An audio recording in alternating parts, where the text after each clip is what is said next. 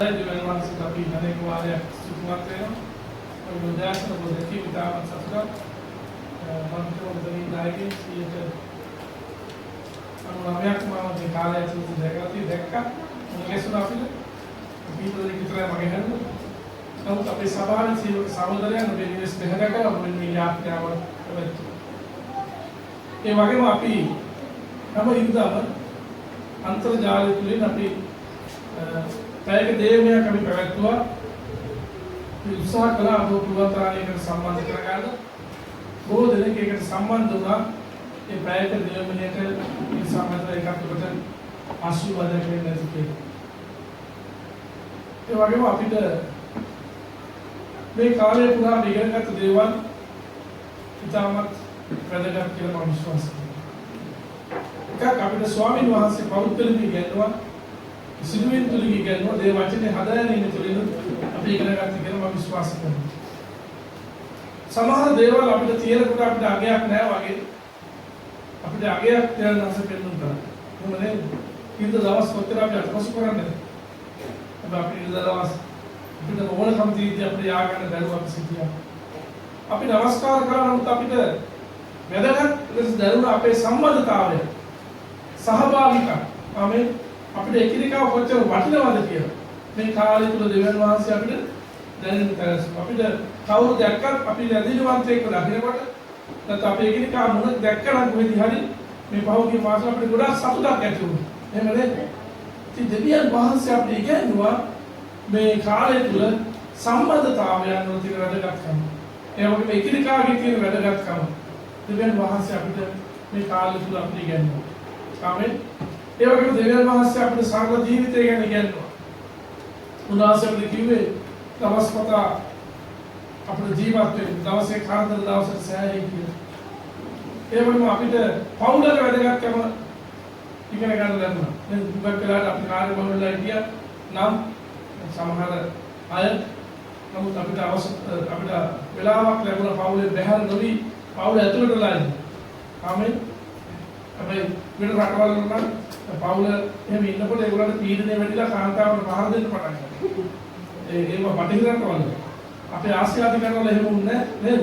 මොකද උනේ සමහර අය වැඩ කරන්න පටන් ගත්තා. කෑම බීම හදන්න පටන් ගත්තා. ගෙවල් වල එක දේවල් හිටවන්න පටන් ගත්තා. ගොඩක් දෙවියන් වහන්සේ අපිට මේ කාලේ යහපත් අතර හරව ගන්නත් දෙවියන් වහන්සේ ආශිර්වාද කළා. හලෙලූයා. ඉතින් මේ දේවල් අපි ඔක්කොම සිහිපත් කරන අතර දෙවියන් වහන්සේ අපිට යමක් මේ කාල පරිච්ඡේදයේදී ඉගෙනුවා කියලා මම විශ්වාස කරනවා. ඒ වගේම අපිට සතුටක් තියෙනවා මේ කාලය තුල දේවදරුවෝ ශක්තිමත්ව සිටීම ගැන. අපි 100%ක්ම අපි විශ්වාස කරනවා අපේ සභාව වැඩිවන්තයක් දහලිමත්ලා හිටියා කියලා. ආමෙන්.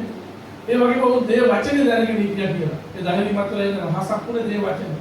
එහෙනම් අපි යම්කිසි කාලාන්තර තිස්සේ කතා කළාද වචනේ ඉගෙනුවී ඒවා පළදාරන තිබුණා. ඔබේ මනසේ මතකයේ තිබුණා. ඔබ දෙවියන් වහන්සේ අල්ලගෙන හිටියා. හලෙලූයා. අද උදෑසන මම කතා කරන්න කැමතියි ඔබට අපේ ගැළවීම අපි තවදුරටත් අපි ආරක්ෂා කරගන්න ඕන කියලා. ආමෙන්. මේ කාලේ දෙවියන් වහන්සේ අපිට කතා කළා පණිවිඩයක් දුන්නා. මුළු ලෝකයේ මිනිස්සු හිතන් හිටියේ නෑ මේ මොනවාද ප්‍රකාශ කළාට ස්වර්ගයේ අතුතින් දෙවියන් වහන්සේ ගාව කියලා.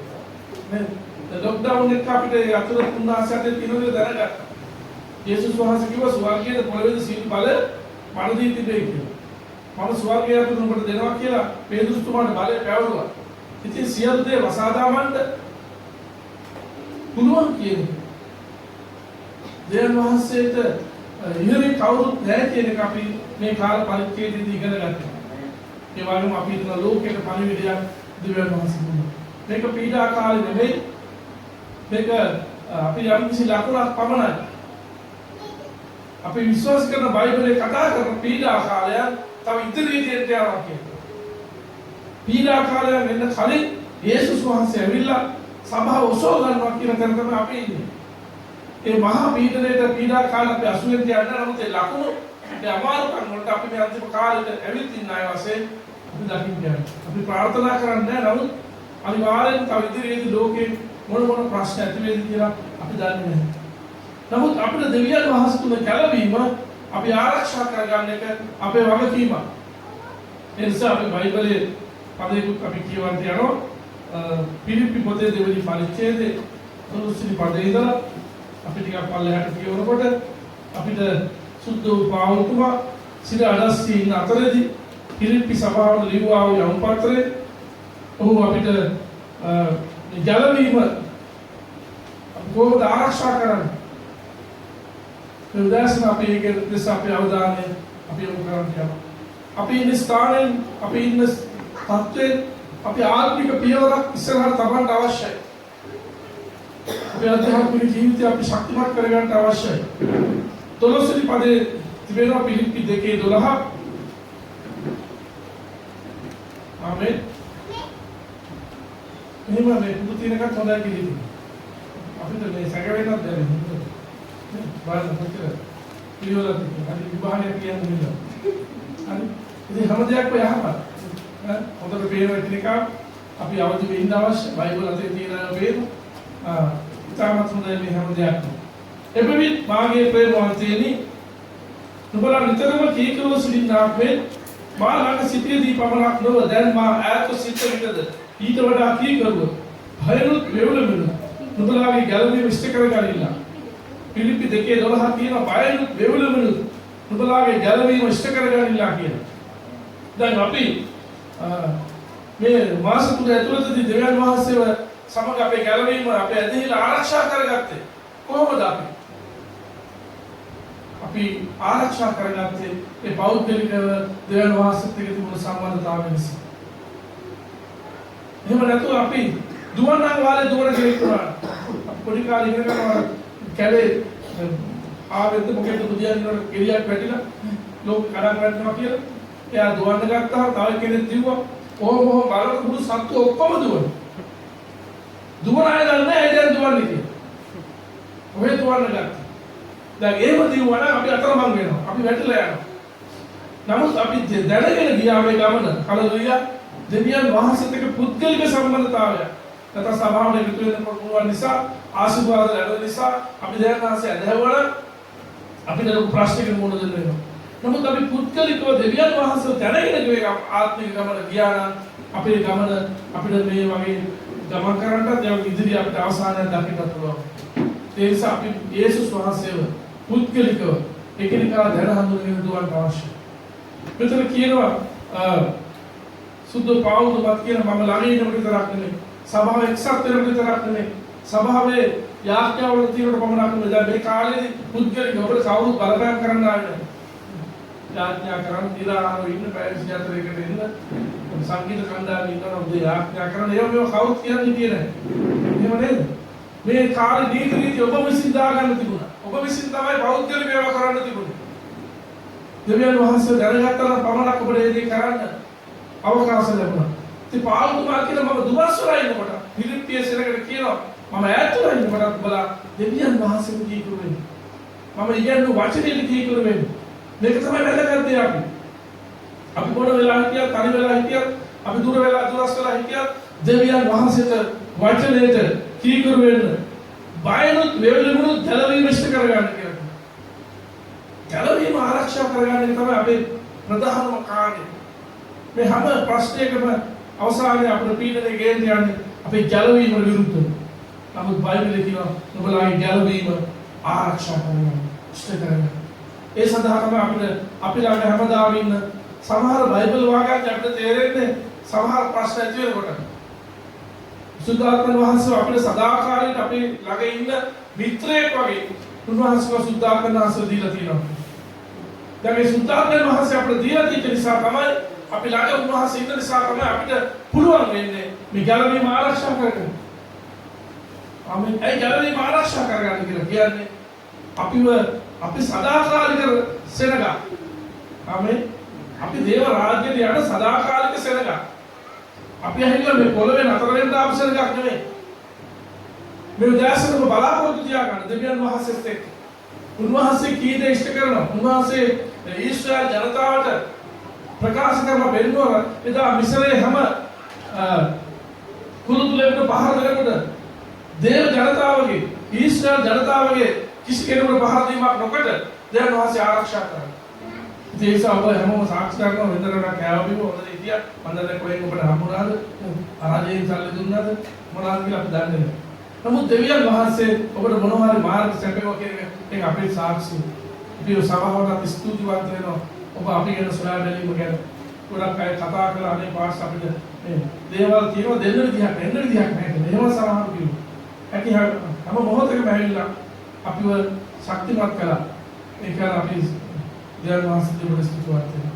ඔබ දෙවියන් වහන්සේ ශක්තිමත් කළා. දෙවියන් වහන්සේ ඔබට සැපෙව්වා. දෙවියන් වහන්සේ ඔබට ආශිර්වාද කළා. හලෙලූයා. අපි හැමතිස්සෙම දේවල් සිදු වෙනකොට අපි බලන්න ඕනේ ඒක යහපත් පැත්ත නෙමෙයි. ඒ තුල දෙවියන් වහන්සේ අපි කොහොමද ගෙන යන්නේ කියන්නේ. ඒ තුල අපිට තියෙන යහපත මොකක්ද කියලා. ඒ තුල අපිට තියෙන ශක්තිය මොකක්ද කියලා අපි සොයා බලන්න අවශ්‍යයි. ඒ නිසා දැන් ගැලවීම ආරක්ෂා කරගන්න. මේ පීඩාවල් මේව අපිට දෙවියන් වහන්සේ යම්කිසි සලකුණක් වශයෙන් දුන්නා අපි එකක් මතක තියාගන්න ඕනේ. යේසුස් වහන්සේ මෙලොවට පැමිණෙනවා කියන්නේ. දැන් මේකේ මේ පරිච්ඡේදෙම තුන්වෙනි පරිච්ඡේදයේ 20 වෙනි පදයේ කියනවා. 3:20 කියනවා පිළිපි පොතේ නමුත් අපේ නාගරිකත්වයේ ස්වර්ගයේ එතනින් ගැලවුම්කාරේ මොන ස්වාමු යේසුස් වහන්සේ එනවා අපි බලා සිටු කියනවා. ආමෙන්. අපේ නාගරිකත්වයේ අපේ භූමිකාව අපේ ස්ථිර වාසස්ථානයේ තියෙන ස්වර්ගයේ යේසුස් වහන්සේ කිව්වේ මම ස්වර්ගයට ගිහිල්ලා උඹලාට ස්ථිර වාසස්ථානයක් සකස් කරලා මම නැවත ඔබලාව ගන්න. මෙතන පාවුල්තුමා කියන අපේ නාගරිකත්වයේ ස්වර්ගයේ එතනින් ගැලවුම්කාරේ මොන ස්වාමි ක්‍රිස්තුස් වහන්සේ එනවා බලා සිටු. කවුරු හරි එනවා කියන්නේ ඉන්නව නෙමෙයි. ආමෙන්. යේසුස් වහන්සේ වෙනවා. හලෙලූයා කියමු අපි. හලෙලූයා. අපි යේසුස් වහන්සේ එනකන් බලන්න ඉන්න සරලා. සමහර ගාන ඔබට කවුරු හරි කොහේ ගියා නම් නැත්තම් දරුවා පාසල් ගියා නම් පියාව මව කියනවා එනවා. ඔබ එක්කගෙන යන්න. ඔබ ඉන්න ගේට් එක ගාවේ නැත්තම් මම එනවා අතර ආවත නේ. අර අඹ ගහයක් අපි එතන දෙනවා. එනකන් ඔබ බලන්න ඉන්න තියෙන්නේ. ඔබ එකම ඉන්නවා නැත්නම් ඔබ රැගෙන යනවා කියවන්නේ. යේසුස් වහන්සේ කිව්ව මම එනවා. හලෙලූයා. අපි මේ යේසුස් වහන්සේ එනකම් බලා සිටිනවා. ඉතින් යේසුස් වහන්සේ එනකම් නිකන් බලන් ඉඳලා හරියන්නේ නැහැ. ගැලවීම ඉෂ්ට කරගන්න. පාරේ වේවුලමින් මේක ආරක්ෂා කරගන්න. යේසුස් වහන්සේ පැමුණාම යේසුස් වහන්සේගේ ඊමට අපි එකතුනේ නැත්තම් අපි අත්හරින්න ලබනවා. යේසුස් වහන්සේ සෝගත්තහම සියලු අනුග්‍රහය නැතුව යනවා. අසුද්ධහකන වහන්සේ සමග යනවා. එතකොට අපි පොළවේ ඉතුරු වෙන්න යනවා. ඉතුරු වෙච්ච අයට පීඩාව වෙන්නේ. ඒක තමයි මහා භයානක පීඩාව. අපි ඒක ඉදිරි කාලේ ඉගෙන ගන්න යනවා. අපි තවත් දැනගෙන ඉන්න අවශ්‍යයි. ඒ නිසා අපි යේසුස් වහන්සේගේ ඊමට එකපාරම යන්න ඕනේ. තේරුණා? දෙවෙනි පාර ලියන්න බෑ. ඒ ඔබේ උසස් පෙළ සාමාන්‍ය පෙළ. දෙවෙනි පාරක් නෑ. එකම පාරක් අපි යන්න ඕනේ. හලෙලූයා. යේසුස් වහන්සේ සෝගන එනකොට අපි ලෑස්ති වෙලා අපි ඊළඟට අදගනු ලබන්න ඕනේ. එහෙනම් අපි මේ පොළවේ කොයි ආකාර අයවල සිටින්න ඕනද කියලා සුද්ධ පාවුල්තුමා අපිට බයිබලයේ ගොඩක් මේක උගන්වලා තියෙනවා. ඒ නිසා මේ අතුරු තත්ත්වය සමග අපි දෙවියන් වහන්සේගේ වචනයට නැඹුරු වෙනවා. දෙවියන් වහන්සේගේ පැත්තට යොමු වෙලා අපි සරල ජීවිතයක් අපි පටන් ගන්න අවශ්‍යයි. ආමෙන්. ඔබේ යුතුයකම් කරන්න. හැබැයි කිසිම දෙයක් ඔබේ ඇදහිල්ලට බාධාවක් කරගන්න එපා. පල්ලියෙන් බාධාවක් අනේ මම පන්ති යන්න තියෙනවා මට අර වැඩේ තියෙනවා මට මේක තියෙනවා අරක තියෙනවා කියලා දෙවියන් වහන්සේගේ රාජ්‍ය කාරණා සමග බාධාවක් කරගන්න එපා. ගැලවීම බයෙන් සහ වේවුලමින් ආරක්ෂා කරන්න. මෙතන කියනවා මක්නිසාද තමන් වහන්සේගේ යහපත් කැමැත්ත නිසා කැමැති වෙන්නත් වැඩ කරන්නත් උගලව ක්‍රියා කරන්නේ සුද්ධාත්මයන් වහන්සේ දෙවියන් වහන්සේමයි කියනවා. හලෙලූයා. අපේ ජීවිත තුළ අපි සමග ගමන් කරමින් වැඩ කරන්නේ සුද්ධාත්ම දෙවියන් වහන්සේ. ඒ නිසා ප්‍රේමවන්තයනි අපි බලාපොරොත්තුවක් ඇති කරගන්න. අතහරින්න එපා බලාපොරොත්තු. කොවිලා මොනවා හරි වෙලකක් වෙන්න නැත. අනිත් විසුදු වෙච්ච එක අපිට වෙන්න නැත. එහෙම කියන්න එපා. ඔබ මේ උදාසන සෑම මොහොතකම දෙවියන් වහන්සේ කෙරේ බලාපොරොත්තුවක් ඉලක්කයක් තබාගෙන ජීවත් වෙන්න. ගැලවුම්කාරයෙක් එනවා ස්වර්ගයේ. කවුරු හරි එනවා නෙමෙයි දේවදූතයෙක් එනවා නෙමෙයි. පාවුල්තුමා පැහැදිලි කරන යේසුස් වහන්සේ වෙනවා. හලෙලූයා. හරි අපි අමතක කරන්න එපා. අපි සමග ඉන්න සරල බලධාරී දෙවියන් වහන්සේ. අපිත් එක්ක වැඩ කටයුතු කරන්නේ ස්වර්ගීය දෙවියන් වහන්සේ. දැන් මේ වගේ ප්‍රශ්නයක් ආපු නිසා දෙවියන් වහන්සේ ඉන්නවා කියලා තව අපිට සහතිකයි. ආමේන්. සමහර අය දෙවියෝ කෝ කියලා අහන්න පුළුවන්. මොකද දෙවියන් වහන්සේ ඉන්නවා කියන එක ලකුණක් නෙවෙයි. මිනිස්සුන්ට ඕන විදිහට වැඩ කරන්න බෑ. මිනිස්සුන්ගේ පාපේ දැනස විනිශ්චය කරනවා කියන්නේ දෙවි කෙනෙක් ඉන්නවා කියන එක සහතිකයක්. ඒ වගේම දැන් අපි මේ ආත්මික ගමන තුළ අපි ගැලවීම අපි කොහොමද ආරක්ෂා කරන්නේ? හalleluya.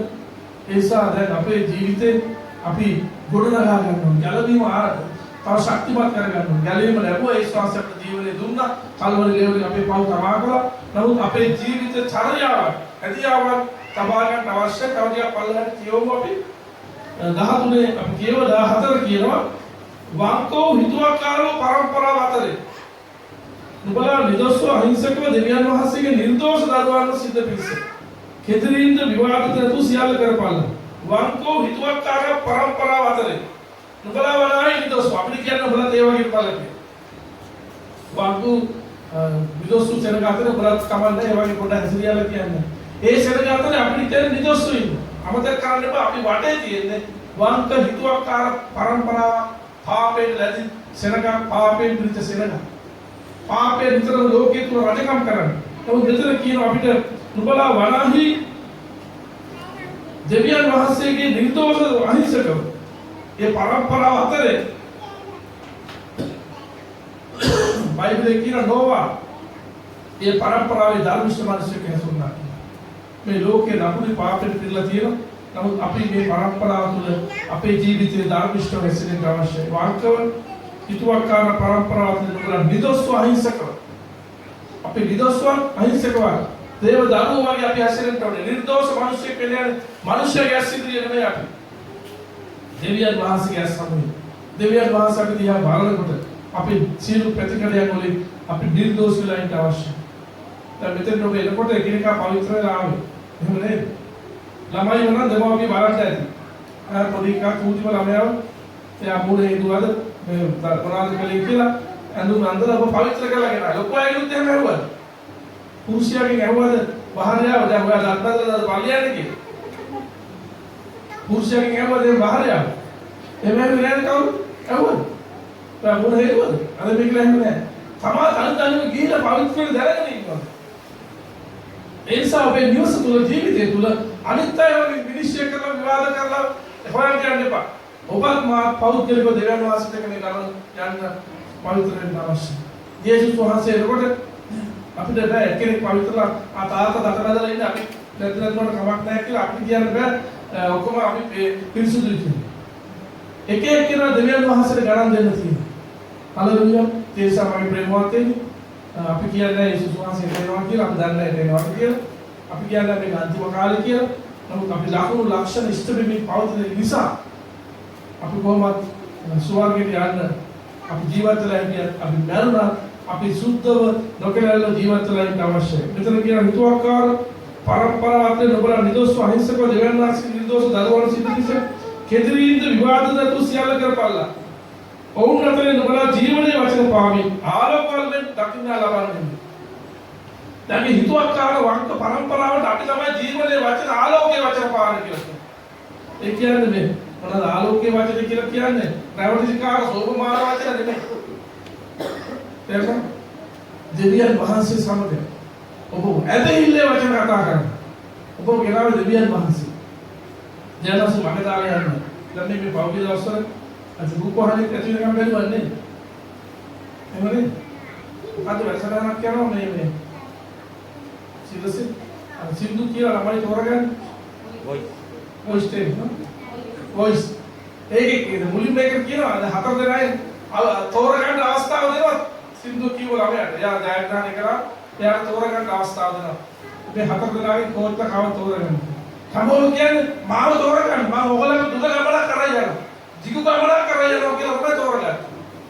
මෙන්න මොලේ දෙවෙනි වලට ආවම එයාව කපලා වෙන කෙනෙක් වෙනවා. දුර ගමනක් යන්න දෙකම ඉවරයි. යේසුස් වහන්සේම කරන්නේ අපිට. හalleluya.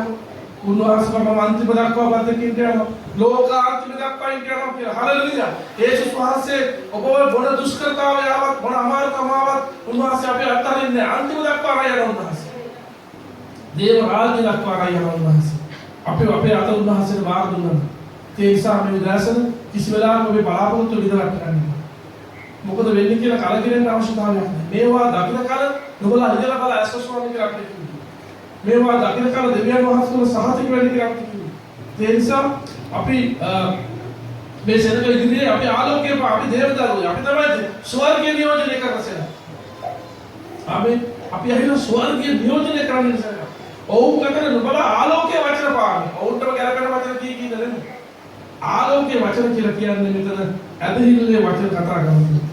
ඔවුන් අතරේ නුඹලා ජීවනයේ වචන පාන්නේ. ආලෝක වල වගේ අස ජීවනයේ වචන මොකද්ද? ජීවනයේ වචන යේසුස් වහන්සේගේ වචන. ජීවනයේ වචන කියන්නේ යේසුස් වහන්සේ තුළ බයිබලයේ විතරයි ජීවනයේ වචන. අපිට කියන ජීවනයේ වචන පාන්න. අපි නිතරම ජීවනයේ වචන අපේ මුඛේ දෙන්නලා තියෙන්න අවශ්‍යයි. ආමේන්. ඇදහිල්ලේ වචන දෙන්නලා තියෙන්න අවශ්‍යයි. බලාපොරොත්තු වචන තියෙන්න අවශ්‍යයි. අපි මේ ලෝකයේ දෙන්න බයෙන් ජීවත් වෙන සෙනඟක්. අපි යේසුස් වහන්සේ තුළ ඇදහිල්ලේ වචන පාන්න. ඇදහිල්ලේ වචන ප්‍රකාශ කරන ආලෝකයක් වගේ වෙන්න ඕන. ඔබත් මාත්‍රේ පොළවේ ජීවත් වෙන ආලෝකයක් වගේ. ඒ නිසා අපේ ගෙදර ඔබේ පවුල ඔබ ඉන්න අවඩට ඔබ ඉන්න ප්‍රදේශයට ඔබ සමාජයට ඔබ ආශිර්වාදයක්. ඒකයි මම ඔබට කියන්නේ අපි ක්‍රිස්තුස් වහන්සේගේ ඊමට යන්න නම් නැවත හිතා බලන්න අවශ්‍යයි. හලෙලූයා. නැවත හිතා බලලා අපේ ජීවිත සෝදිසි කරගන්න අවශ්‍යයි. මේ බයිබලයේ තියෙන සුද්ධකමට අපි ඇතුල් වෙන්න අවශ්‍යයි. නැත්නම් අපි අපව රවට්ට ගන්නවා. ඒ නිසා තමයි අපි සුද්ධහත්ය දුන්නේ. මේ අපි දන්න සත්‍යතාවය දැන් ඔක්කොම අය දන්නවා වැරදි මොකද්ද පව් මොකද්ද හරි දේ මොකද්ද වැරදි දේ මොකද්ද කියලා. නමුත් ඒ වරදෙම ජීවත් වෙන්න සුද්ධාත්ම බලය නැති අය. අපි සුද්ධාත්ම බලයෙන් පිරෙන්න ඕනේ.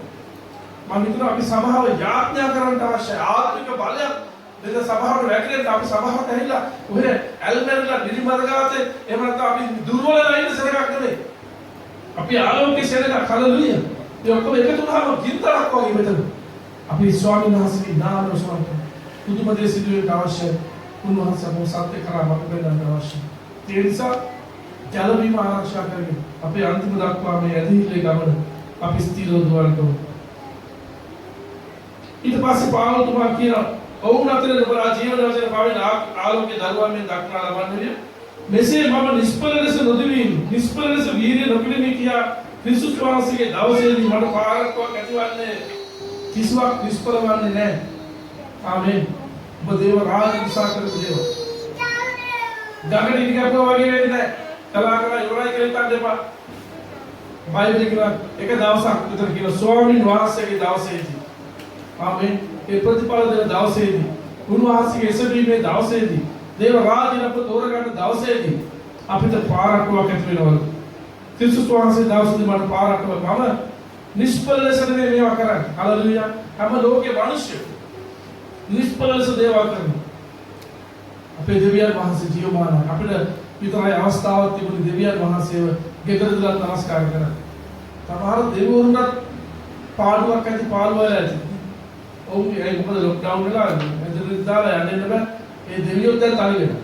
දේවස්ථානවල. ඒගොල්ලන්ට තැන්වල. අපේ දෙවියන් වහන්සේ මම ලෝකේ හැමතැනම මම නුඹලා සමග ඉන්නවා. උඹලාත් එක්ක ඉන්න උඹලා රැස්වෙලා ඉන්නවා. ඒ නිසා අපිට ගෙදරදලා දෙවියන් වහන්සේ අදහන්න පුළුවන්. හලෙලූයා. තේරුණාද? අපි මේ එකතු වෙන්නේ අපේ සහභාගීකම නිසා. අපි එකතු වෙන්නේ දෙවියන් වහන්සේ අපිට තිබු අනාත්මයක් නිසා. නමුත් දෙවියන් වහන්සේගේ පල්ලිය ඇතුළින් නෙමෙයි. ආමේන්. දෙවියන් වහන්සේ අපිත් එක්ක නුඹලාත් එක්ක කියලා උන්වහන්සේ කියනවා. ආමේන්. නමුත් අපි දේවස්ථානයේ කැප කරලා තියෙන උන්වහන්සේ නමස්කාර කරනවා. ඒ සම්තර විශේෂත්වයක් තිබෙනවා. ඒක වෙන දෙයක්. නමුත් අපේ දෙවියන් වහන්සේ තනි වුණේ නැහැ. ආමේන්. පූජාවල තු තනි වුණේ නැහැ. උන්වහන්සේ ජීවමානයි. හලෙලූයා. උන්වහන්සේගේ ප්‍රශංසාව දහස් දහස් ගුණයකින් වැඩි වුණා මේ කාලේදී. උන්වහන්සේ සමග අපේ ගමන සහතිකයි ප්‍රේමවන්තය. ඒ නිසා අපිට කියන බලාපොරොත්තු වෙන්න. කිසි වෙලාවක ඔබ ඇදහිල්ල බිඳ ගන්න. ඇදහිල්ල බිඳුවට යන්නේ නැහැ කොයි වෙලාවකත්. මොන ප්‍රශ්නයක් මොන තාත්තෙදුලද අපි තව දෙවියන් වහන්සේ වැඩ දකින්න හේතුලිද. හලෙලූයා. මිනිස්සු මේ කාලේදී සාක්ෂි දරන දෙවියන් වහන්සේ ගැන දැනස් දානසෙනක උන්වහන්සේ මොකද කළේ කියලා අපේ ඇදහිල්ල මෙතන කියන්නේ ඒක උන්වහන්සේ තුල අපිට පාරතොල් තියෙනවා. 14 වෙනි පද මෙසේ මා නුඹලාගේ ඇදහිල්ල නැමැති පූජාවේ මෙහි පිට පූජා කරන නමුත් සන්තෝෂ වෙමි. ඇදහිල්ල කියන එක තමයි ඊටමත් වැදගත්. හලෙලූයා. ඔබ ඇදහිල්ල කොයි වගේද කියලා බලන්න. ඔබ ඇදහිල්ල දේවල් දිහා දකින්න. ඒ වචනේ පාන විශ්වාසයෙන් වචනේ කතා කරන්න. ස්වාමීන් වහන්සේගේ ඉදිරියට ගමන් කරන්න. හලෙලුයා. එසා ඔබ බැලිවෙන්න එපා සාක්ෂි කරන්න. බැලිවෙන්න එපා සුභාරංචි කියන්නේ. යේසුස් වහන්සේ යන කියන. මිනිසුන්ට යේසුස් වහන්සේ අවශ්‍යයි. ලෝකේ නැවතත් මෙවැනි අර්බුද වලට පත් වෙන්න පුළුවන් අනාගතයේදී. නමුත් ඔබත් මා ජීවත් වෙලා හිටියොත් ඔබ දකින්න නැවතත් ධ්‍යාන වාසය කරනවා. යේසුස් වහන්සේ පැමිණෙනකොට උන්වහන්සේගේ සෙවීමේ හඬ ඒ හොරණේ හඬ අපිට ඇසෙන්න අවශ්‍යයි. ඒ නිසා දැන් ඔබේ ජීවිත සාර්ථක කරගන්න. අන්තිම කාලේ නැත්නම් යේසුස් වහන්සේගේ ඊපෙරද සිදු නොවිච්ච එක ස්තුති කරන්න. එහෙම කරලා අපි කී දෙනෙකුට යන්න බැරි වෙයිද දන්නේ නැහැ. තවත් කාලේ අපිට දීලා තියෙන උන්වහන්සේ ප්‍රමාද කරනවල තවත් අපි ලෑස්ති වෙනකම්. ඒ නිසා අපේ ජීවිතයේ තියෙන මාර්ග ගැන සෝදිසි කරලා බලන්න. ඒ මාර්ග සෝදිසි කරලා බලලා ස්වාමීන් වහන්සේත් එක්ක සාහිතික කරගන්න. ඔබේ ජීවිතේ කියන වංකව හිතුවක්කාර පරම්පරාව. මේ ලෝකෙ මිනිස්සු වංකා හිතුවක්කාරය නපුර කරනවා.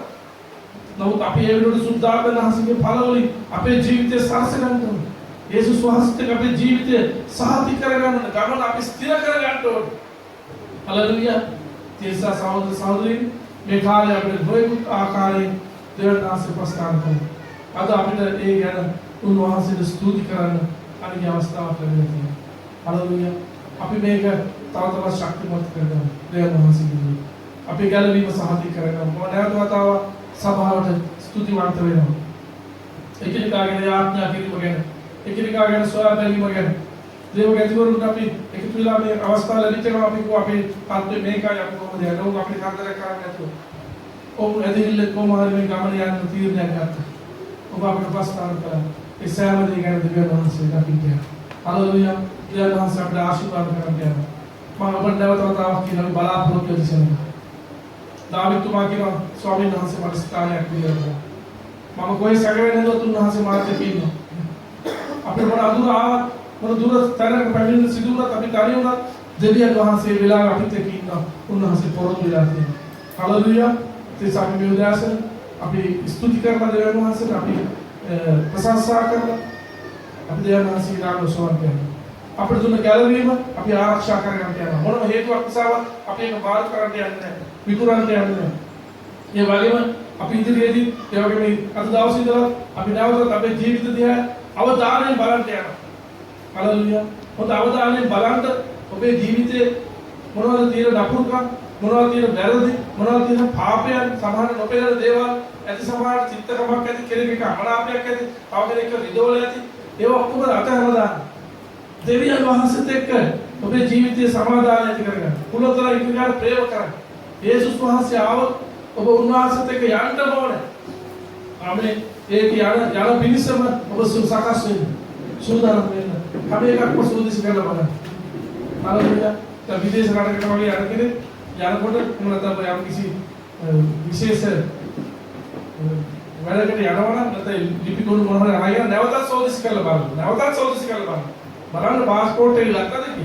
බලන්න ලිපි ගත්තද කියලා අපි නැවත සෝදිසි කරනවා.